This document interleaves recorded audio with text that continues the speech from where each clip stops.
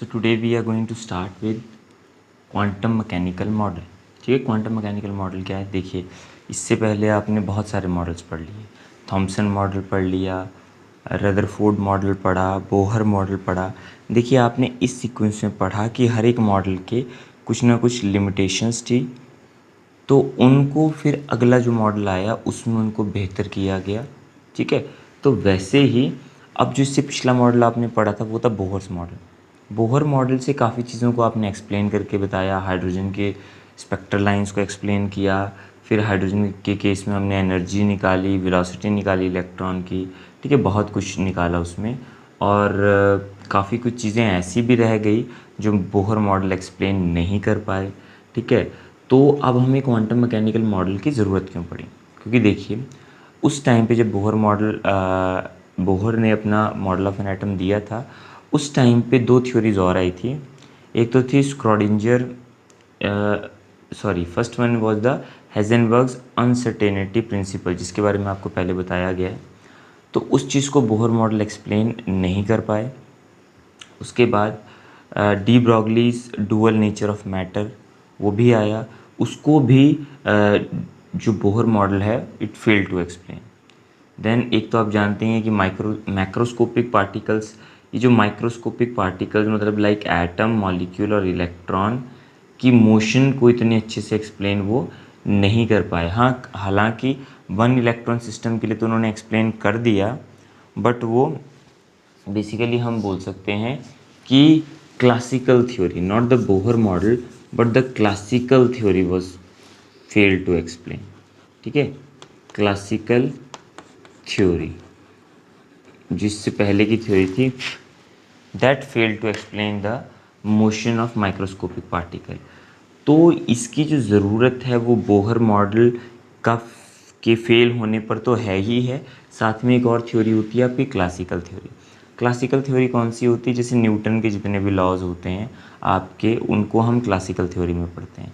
ठीक है, तो अब आते हैं क्वांटम थ्योरी पे। अब क्वांटम थ्योरी कैसे शुरुआत हुई? जैसे स्क्रॉडिंजर ने अपनी एक वेव इक्वेशन दी।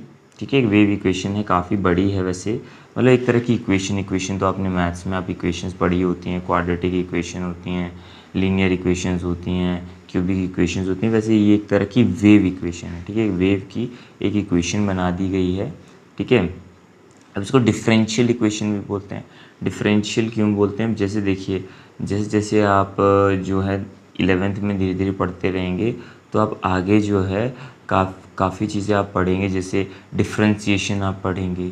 सो यहाँ पे हम डिफरेंशिएशन ही कर रहे हैं, तो एक तरह से डिफरेंशियल इक्वेशन भी आप इसको बोल देते हैं। ठीक है, तो ये तो काफ़ी बड़ी इक्वेशन उन्होंने दी है। अगर शॉर्ट में कहा जाए तो H psi is equal to E psi भी आप इसको बोल सकते हो। यहाँ पे जो ये सिंबल साई है ये वेव फंक्शन को रिप्रेजेंट करता है। ठीक है, अब यहाँ पर बेसिकली अब कोई भी इक्वेशन होती है तो सबसे पहले आपने जैसे 9th में या 10th में पढ़ा होता है, कोई भी इक्वेशन दी होती है तो आपको कहा जाता है इसकी सॉल्यूशन निकालिए इक्वेशन के, या इसके रूट्स निकालिए। तो बेसिकली ये इक्वेशन जो स्क्रॉडिंजर ने दी, जब इसको सॉल्व किया जाता है, इसके रूट्स निकाले जाते हैं, या फिर आप बोल सकते हैं इसके सॉल्यूशन निकाले जाते हैं, तो वहाँ पर हमें ई की वैल्यू और साई की वैल्यू मिलती है। ई जो कि इक्वेशन में ई आ रहा है, या फिर यहाँ देख सकते हैं आप ई आ रहा है और साई आ रहा है, इन दो चीज़ों की हमें वैल्यूज़ मिलती हैं। अब ई क्या है और साई क्या है? एक्चुअल में ये एप्लीकेबल होता है आपका जो है एटम्स पे एप्लीकेबल होता है, इलेक्ट्रॉन्स पे एप्लीकेबल होती है आपकी स्क्रोडिंजर वेव इक्वेशन। ठीक है, तो ई और साई जो निकलते हैं आपके, ई जो है वो वही क्वांटाइज्ड वैल्यू है इलेक्ट्रॉन की जो बोहर ने भी निकाली थी अपनी थ्योरी में। ठीक है, तो वो जो है आपका वो तो बता देता है ई कि आपकी quantized value of energy of an electron आपको मिलती है। साई वहाँ पे दूसरी तरफ क्या होता है? Sai is the wave function. Sai क्या है? साई जो है वो वेव फंक्शन है। तो साई का अपने में तो कोई काफ़ी वेव फंक्शन है, इसका कुछ यूज़ इतना ख़ास होता नहीं है, बट हाँ अगर आप इसके मॉड का स्क्वायर ले लें, मॉड तो आप जानते ही हैं, मॉड लगा के अगर इसका स्क्वायर ले लें तो इसका स्क्वायर आपको बताता है the probability of finding an electron. ठीक है, कि इलेक्ट्रॉन की प्रोबेबिलिटी कहाँ पर है। जैसे अब आपको पता ही है कि एटम के अराउंड सबसे पहले तो बोहर मॉडल ये एक्सप्लेन नहीं कर पाए। उन्होंने तो बताया था कि it is that around the atom the orbit of electrons are in 2 dimensional. But actually quantum mechanical model explains that it is in 3 dimensional, कि वो तीनों डायमेंशन में होती है, 3 डायमेंशन में, ठीक है, इलेक्ट्रॉन ऐसे। तो अब इलेक्ट्रॉन किसी किसी जगह पर ज़्यादा होता है और कहीं कहीं उसके होने की संभावना कम होती है। तो वो प्रोबेबिलिटी को ये मॉड आप बोल सकते हैं कि इसका स्क्वायर जो है, वेव फंक्शन का स्क्वायर वही चीज़ बताता है। अब यहाँ पर देखिए आपकी यहाँ आता है कॉन्सेप्ट एटॉमिक ऑर्बिटल का, ठीक है। इससे पहले जब बोहर मॉडल आपने पढ़ा था तो उसमें हमने एटॉमिक ऑर्बिट की बात की थी। तो ऑर्बिट और ऑर्बिटल अलग चीज़ें हैं। ऑर्बिट आप पढ़ते हैं बोहर मॉडल में, ऑर्बिटल आप पढ़ते हैं क्वांटम मॉडल में, ठीक है। दोनों में क्या चीज़ों का फ़र्क है इसके बाद में डिफरेंस तो बताऊंगा। ऑर्बिट आप लोग जानते हैं, ऑर्बिट यानी शेल, जिसको K shell, L shell, M N करके नाम देते थे आप। एन जो है एन की वैल्यू 1 होती थी, 2 3 ऐसे नंबर दिए हुए थे आपने, जो कि वेल डिफाइंड ऑर्बिट आप बोल सकते हो। जैसे अर्थ की सन के अराउंड वेल डिफाइंड ऑर्बिट है, वैसे सी ऑर्बिट होती है इलेक्ट्रॉन की न्यूक्लियस के अराउंड, ठीक है। वो है बोहर मॉडल। अब क्वांटम मॉडल ने कैसे एक्सप्लेन किया, आपको पता है क्वांटम मॉडल जो है, जो स्क्रॉडिंजर इक्वेशन पे बेस्ड भी है, वहाँ पे हम प्रोबेबिलिटी निकालते हैं इलेक्ट्रॉन की, probability of finding an electron, ठीक है। क्यों? क्योंकि वहाँ पर हेज़नबर्ग अनसर्टेनिटी प्रिंसिपल को एक्सप्लेन करने के लिए we can not find exactly the position of an electron, क्योंकि वहाँ पर लिमिटेशन है कुछ। जैसे हेज़नबर्ग अनसर्टेनिटी प्रिंसिपल से ये हमें आइडिया मिलता है कि हम जो है एग्जैक्टली जो है आपका मोमेंटम और जो पोजीशन है वो पार्टिकल की एक ही टाइम पे हम दोनों चीज़ें साइमल्टेनियसली नहीं निकाल सकते, ठीक है। सो उसकी वजह से यहाँ पर हम प्रोबेबिलिटी के टर्म्स में पढ़ते हैं, ठीक है। तो अब देखिए आपको एटॉमिक ऑर्बिटल बताते हैं क्या। तो मूवमेंट ऑफ इलेक्ट्रॉन, अब तो ये समझिए जैसे बोहर ने कहा था, बोहर ने एक तो वेल डिफाइंड ऑर्बिट्स दी थी, और बोहर ने कहा था कि इलेक्ट्रॉन एक प्लेन में ही मूव करता है, यानी 2 डायमेंशनल में, जैसे प्लैनेट्स मूव करते हैं सन के अराउंड, ठीक है, और वो वेल डिफाइंड ऑर्बिट ही हैं, ठीक है। अब यहाँ ऐसा नहीं है, यहाँ क्वांटम मॉडल में ये कहा जाता है कि इलेक्ट्रॉन न्यूक्लियस के अराउंड कैसे घूमता है। ध्यान से सुनिएगा, इसमें कितना अच्छे से एग्जांपल दिया जा रहा है कि इलेक्ट्रॉन न्यूक्लियस के अराउंड ऐसे घूमता है जैसे मधुमक्खियाँ छत्ते के इर्द गिर्द घूमती हैं। अब जैसे छत्ता है आपका, मधुमक्खियाँ उसके इर्द गिर्द भिन भिन आ रही हैं, भिन भिन आ रही हैं, तो कभी वो पास आएंगी, ठीक है, छत्ते के, कभी वो छत्ते से दूर जाएंगी। तो उनके होने की संभावना उस हाइव के आसपास जो है, उस छत्ते के आसपास की जगह में होगी, ठीक है, उनके होने की संभावना, ठीक है। वो यहाँ भी हो सकती है, यहाँ भी हो सकती है, यहाँ भी हो सकती है, यहाँ भी हो सकती है, कहीं भी हो सकती है वो, ठीक है। तो यहाँ पर कई बार वो पास भी आ सकती है और कई बार वो उस छत्ते से दूर भी जा सकती है वो मधुमक्खी। तो कहने का क्या मतलब है कि एक तरह की 3 डायमेंशनल मोशन, कि उस छत्ते के इर्द गिर्द कहीं भी हो सकती है वो मधुमक्खी, ठीक है। और वहीं पे बोहर मॉडल ने तो 2 डायमेंशन में बताया था, जो कि हमने कहा था कि it is a limitation of the Bohr model. But जो आपका एटॉमिक ऑर्बिटल का कंसेप्ट है based on the quantum model, that is in 3 dimension. अब आपको एक बार बना कर दिखाते हैं कैसा सा। अब ध्यान रखिएगा, ये जो है ये 3 डायमेंशन में है, लाइक अ स्फीयर, ठीक है। ये बनाने के लिए ब्लैक बोर्ड पे तो 2 डायमेंशनल ही दिख रहा है, बट ये है 3 डायमेंशन में, ठीक है। तो जैसे मान लीजिए यहाँ पर मैं क्या निकाल रहा हूँ, यहाँ पर मैं निकाल रहा हूँ, मान लीजिए हाइड्रोजन का जो न्यूक्लियस है वो बीच में है, और आपको पता है हाइड्रोजन में एक ही इलेक्ट्रॉन होता है, क्यों? क्योंकि उसका एटॉमिक नंबर 1 होता है।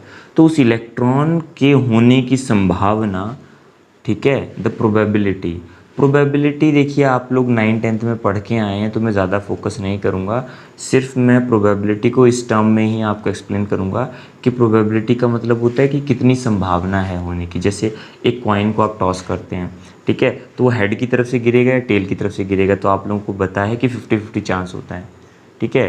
तो the probability of finding head और टेल इज़ हाफ, या हेड भी आ सकता है, जितने चांसेस हेड आने के उतने चांसेस टेल आने के हैं, ठीक है।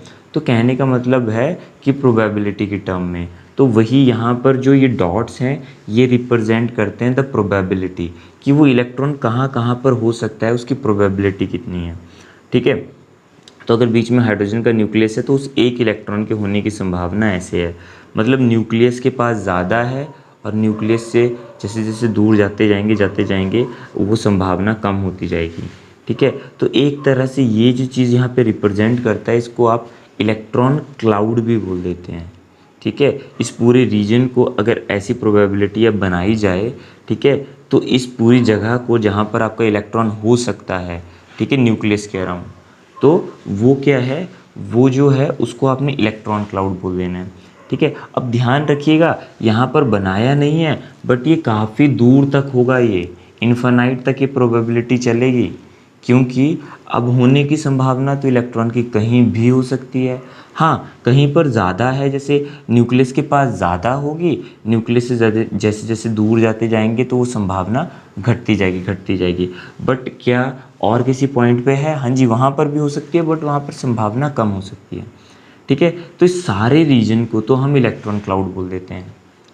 अब इस इलेक्ट्रॉन क्लाउड का मैं 90% हिस्सा ले लूँ, क्योंकि 100% वेल डिफाइंड करना तो पॉसिबल नहीं है, आप जानते हैं, क्योंकि वो इलेक्ट्रॉन तो यहाँ भी हो सकता है, यहाँ भी, इसके बाहर भी हो सकता है, कहीं भी हो सकता है। बट हमने एक 90% जो है जहाँ पर उसके होने की संभावना ज़्यादा है, मैक्सिमम है, तो वो अगर आप 3 डायमेंशनल स्पेस ले लेते हैं तो उसे हम ऑर्बिटल बोलते हैं। तो समझें कि इलेक्ट्रॉन क्लाउड क्या है और ऑर्बिटल क्या है। इलेक्ट्रॉन क्लाउड के ही 90% हिस्से को आप ऑर्बिटल बोल रहे हैं। ठीक है, सो ध्यान से सुनिए, the region of space around the nucleus which describe the probability of finding an electron of given energy in terms of dots. अब देखिए यहाँ पे डॉट से रिप्रेजेंट कर रहे हैं हम। ठीक है, जहाँ पर डॉट ज़्यादा है पास पास लगे हुए वहाँ पर इलेक्ट्रॉन के होने की संभावना ज़्यादा है, और जहाँ वो दूर लगे हुए हैं, थोड़ा गैप ज़्यादा है, तो वहाँ पर उसके होने की संभावना कम है। ठीक है, इज़ कॉल्ड इलेक्ट्रॉन क्लाउड। तो ये तो समझ में आ गया इलेक्ट्रॉन क्लाउड क्या चीज़ है। अब an atomic orbital may be defined as the 3 dimensional space around the nucleus within which the probability of finding an electron of given energy is maximum। तो देखो डेफिनेशन दोनों की दोनों सेम है, बस इतना फ़र्क है कि उसमें प्रोबेबिलिटी आप सारी ले रहे हैं और इसमें प्रोबेबिलिटी आप 90% ले रहे हैं उस जगह को डिफ़ाइन करने के लिए, क्योंकि अगर आप 100% लेकर चलेंगे तो पूरी की पूरी जगह डिफ़ाइन नहीं होगी, क्योंकि बहुत दूर दूर के पॉइंट्स पर भी इस इलेक्ट्रॉन के होने की संभावना रहेगी। बट अगर आप 90% प्रोबेबिलिटी ले लें तो वो जो है वो एक तरह से आपकी ऑर्बिटल को डिफ़ाइन करेगा, that will define your orbital. ठीक है, तो ये चीज़ को भी आपने समझा। अभी देखिए, अभी भी अगर आपके माइंड में डाउट है तो इससे जो नेक्स्ट टॉपिक है वो है ऑर्बिट और ऑर्बिटल के बीच का डिफरेंस। तो वहाँ पर आपको जो थोड़े बहुत माइंड में डाउट भी होंगे कि एक बार हम ऑर्बिट बोला हमने बोहर मॉडल में, वो क्या चीज़ है, और ऑर्बिटल हम बोल रहे हैं क्वांटम मॉडल में, ये क्या चीज़ है। तो इन दोनों के बीच का आपको फ़र्क जो है वो अभी मैं बता दूंगा। So now see here what is the difference between orbit and orbital. इससे पहले इतना तो मैंने बताया ही है आपको कि ऑर्बिट जो है वो बोहर मॉडल पे बेस्ड है और ऑर्बिटल जो है वो क्वांटम मॉडल पे बेस्ड है। ठीक है, तो अब देखिए एक एक करके मैं एक एक पॉइंट पढ़ता हूँ और आपको डिफरेंस अच्छे से एक्सप्लेन करता हूँ, इसके बाद आपको कभी भी इन दोनों के बीच में कोई डाउट नहीं रहेगा। देखिए, तो सबसे पहला पॉइंट देखिए ऑर्बिट के अंदर, an orbit is a well defined 2 dimensional circular path of the electron around the nucleus in which the electron revolve.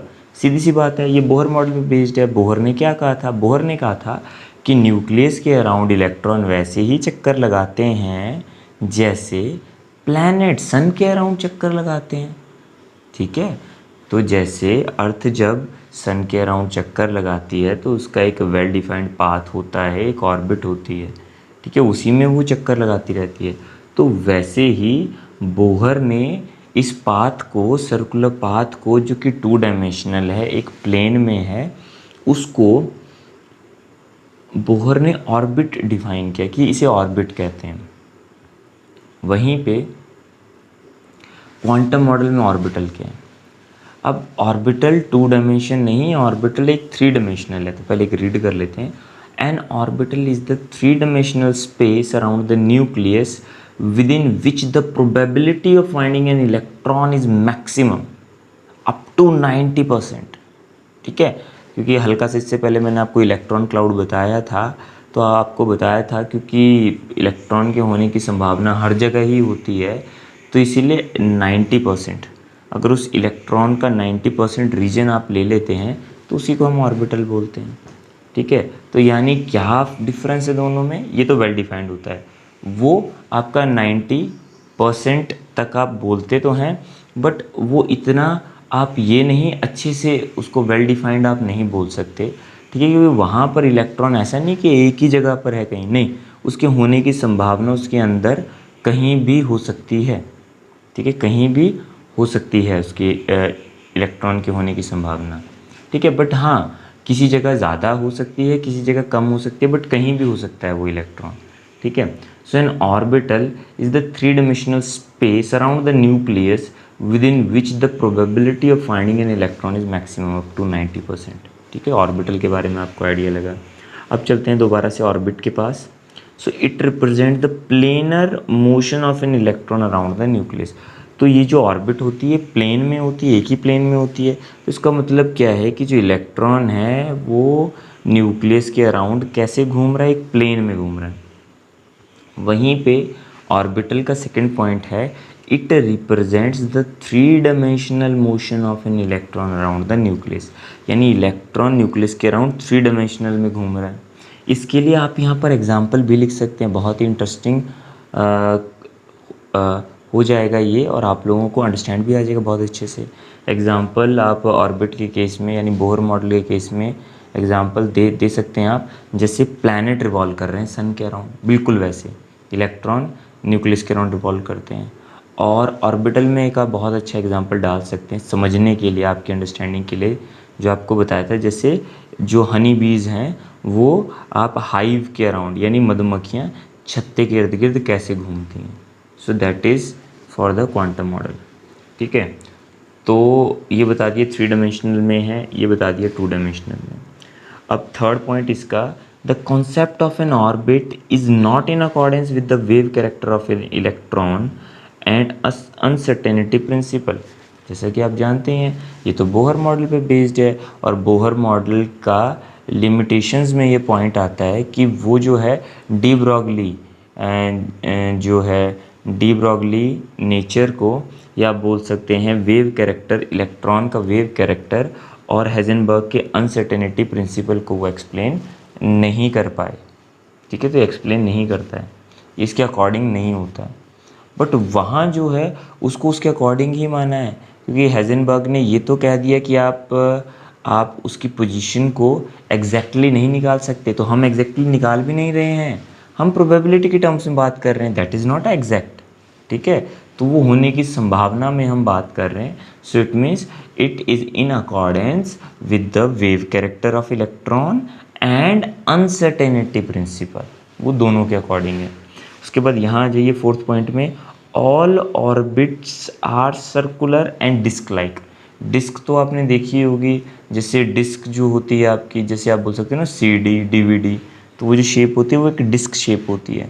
ठीक है, तो ऑर्बिट्स का या तो सर्कुलर शेप होती है या डिस्क लाइक शेप होती है। ठीक है, वहीं पे अगर ऑर्बिटल की आप बात की जाए, ठीक है, तो ऑर्बिटल की, इनकी तो एक ही तरह की शेप होती है, बट उनकी ऑर्बिटल अलग अलग होती हैं आपकी। जैसे एस ऑर्बिटल होती है, पी ऑर्बिटल होती है, डी ऑर्बिटल, एफ ऑर्बिटल। ठीक है, सबकी शेप अलग अलग, शेप्स भी आपको आगे बताएंगे। अभी तो फिलहाल आप यही बोल दीजिए, जैसे एस ऑर्बिटल स्फेरिकली सिमेट्रिक होती हैं तो उनकी स्फीयर लाइक शेप होती है। ठीक है, वहीं पे P orbital are dumbbell shaped, dumbbell आपने देखा होगा। ठीक है, तो डम्बल टाइप शेप होती है आपकी पी ऑर्बिटल की। ठीक है, एंड सो ऑन, वैसे ही आगे आपको बताएंगे डी की कैसी होती है, एफ की कैसी होती है। ठीक है, उसके बाद आते हैं इसके फिफ्थ पॉइंट पे, orbits do not have any directional characteristic. यहाँ जो ऑर्बिट है इसका कोई डायरेक्शनल कैरेक्टरिस्टिक नहीं होता, ठीक है, बट वहीं पे ऑर्बिटल का जो है वो डायरेक्शनल कैरेक्टरिस्टिक होता है, सिवाय एस को छोड़ के, क्योंकि एस स्फेरिकली सिमेट्रिक है तो वो चारों तरफ एक जैसी ही प्रोबेबिलिटी होगी इलेक्ट्रॉन को फाइंड करने की, क्योंकि स्फीयर तो एक जैसा ही होता है, सिमेट्रिक होता है। बट पी और डी और एफ बाकी सारे जितने भी हैं वो उनमें अलग अलग होते हैं ये, ठीक है। उसके बाद आप आ जाइए 6th पॉइंट यहाँ पर, that the maximum number of electrons in any orbit is given by 2n² where n is the number of orbit. ये तो आपको बताया हुआ है कि अगर आपको जैसे ऑर्बिट की बात करते हैं, के ऑर्बिट की, या के शेल भी बोल देते हैं इसे कई बार, ठीक है, ऑर्बिट, या यहाँ पर आप लिख सकते हैं शेल भी बोल सकते हैं, ऑर्बिट शेल एक ही, कम मीनिंग एक ही होता है। तो कहने का मतलब है कि जैसे आप के ऑर्बिट की बात कर रहे हैं तो के ऑर्बिट में n की वैल्यू 1 है, तो आप 1 पुट करते हैं तो वहाँ पर 2 ही इलेक्ट्रॉन आएंगे आपके, वहाँ पर 2 ही इलेक्ट्रॉन आएंगे आपके, ठीक है। जैसे हाइड्रोजन में पहली ऑर्बिट में 1 होता है, हीलियम में 2 होते हैं, फिर जब लिथियम की बारी आती है फिर के ऑर्बिट को छोड़ देते हैं आप, फिर चलते हैं अगली ऑर्बिट पे, एल ऑर्बिट पे, ठीक है। तो एल के लिए वैल्यू 2 है, तो एल ऑर्बिट में कितने मैक्सिमम इलेक्ट्रॉन आ सकते हैं, तो आप n की जगह 2 पुट करो, 2 का स्क्वायर 4, 4 2 ज़ा 8, 8 इलेक्ट्रॉन आते हैं। तो ऐसे आप इस फॉर्मूले में पुट करके आप नंबर ऑफ़ इलेक्ट्रॉन निकाल सकते हैं कि एक ऑर्बिट में कितने आते हैं। वहीं पे ऑर्बिटल की आप बात कीजिए, ऑर्बिटल चाहे कोई भी हो, s ऑर्बिटल हो, p हो, d हो, f हो, 2 ही इलेक्ट्रॉन आ सकते हैं उसमें, 2 से ज़्यादा नहीं आते हैं। So the maximum number of electrons present in any orbital is 2, ठीक है, सिर्फ 2 हो सकते हैं, 2 से ज़्यादा नहीं हो सकते।